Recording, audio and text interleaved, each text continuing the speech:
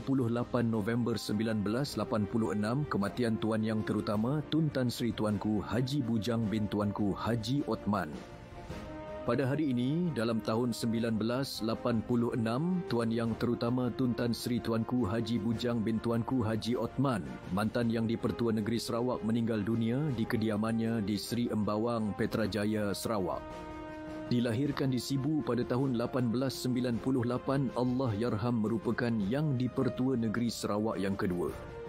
Kematian Allahyarham merupakan satu kehilangan besar buat Sarawak kerana sepanjang hayatnya, Allahyarham merupakan antara individu yang memainkan peranan penting dalam arena politik Sarawak.